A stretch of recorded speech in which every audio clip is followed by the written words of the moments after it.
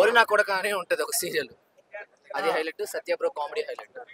అంటే ఇందులో సత్యనే ఎక్కువ డామినేట్ చేశాడు అనిపిస్తుంది అంటున్నారు కదా. సరిహద్దులో ఎలా ఉంది? బాగా చేశాడు, బిజిఎం చాలా బాగుంది బ్రో. కామెడీ టైమింగ్ బాగుంది. సో జాతీయ అంతాలతో పోలుస్తున్నారు మీరు ఏమంటారు?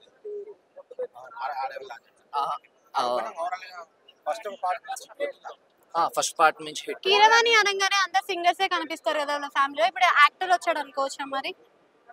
శ్రీసింహ అర్థం కాదు. కీరవాణి ఫ్యామిలీ అనగానే సింగర్సే కనిపిస్తారు కదా మనకి రెగ్యులర్ గా. సో ఆ ఫ్యామిలీ నుంచి ఒక యాక్టర్ వచ్చాడు అనుకోవచ్చా?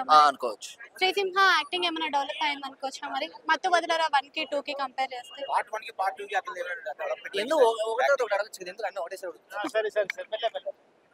కంపేరింగ్ టు మత్తు వదిలేరా 1 పార్ట్ ఉంది కదా, దాన్ని దీన్ని కంపేర్ చేస్తే ఏది బాగా అనిపిస్తుంది? పార్ట్ 2 నచ్చింది నాకైతే. పార్ట్ 2 నచ్చింది. నాకు మత్తెక్కుతుంది అక్క.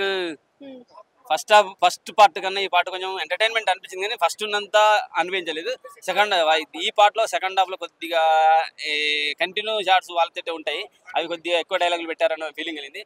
నెక్స్ట్ ప్రతి డైలాగు బాగా కామెడీ సిచ్యువేషన్ వచ్చినప్పుడల్లా అన్ని డైలాగులు ఇంగ్లీష్ లో కొట్టేశారు. ఆఫ్ కోర్స్ మనకు అర్థం అవుతున్నాయి, కానీ ఎంటర్టైన్మెంట్ పరంగా అయితే ఓకే. కానీ అన్ని డైలాగులు ఇంగ్లీష్ లో సరిగ్గా అవి ఎందుకు తెలుగు సినిమాలో ఇంగ్లీష్ డైలాగులు, ఇంగ్లీష్తో పాటు పెట్టిన డైలాగులు కామెడీ కోసం అవి తీసుకోవాలి. తెలుగులోనైతే ఇంకా బాగుంటాయి.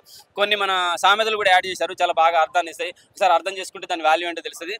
అలాగే మత్తు గురించి డిఫరెంట్ వేలో తీసుకెళ్ళాలన్నమాట. స్టిక్కర్ రూపంలో పెట్టేసి అది మనకు అది కనుక మనం వేసేసుకుంటే నోట్లో వేసుకుంటే ఎదుటోడు వాడికి ఏం కావాలో మన నుంచి అది అన్ని చేసేసుకోగలుగుతాం అనమాట. ఒక డిఫరెంట్ వేలో పోయింది, కొంచెం టచ్ చేసినట్టు అనిపించింది. ఇప్పుడు మనకు మత్తు డ్రగ్ గురించి వస్తుంది కదా రాష్ట్రంలో, సో దాన్ని ఏదో టచ్ చేస్తున్న ఫీలింగ్ కలిగింది. పోలీస్ డిపార్ట్మెంట్ పెట్టినా కానీ కొంచెం కామెడీ వేలో వెళ్ళారు, ఇంకా కొంచెం ఎంటర్టైన్మెంట్ వేలో వెళ్ళి పోలీస్ డిపార్ట్మెంట్ పరంగా ఇంకోస్త పవర్ఫుల్గా పెడితే బాగుంది అనిపించింది. చిట్టి అయితే సూపర్గా అనిపించింది, ఎందుకంటే ఈ సినిమాలో ఫైట్ కూడా చేసేది.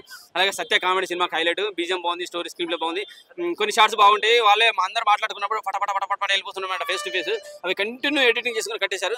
అలాగే రోలింగ్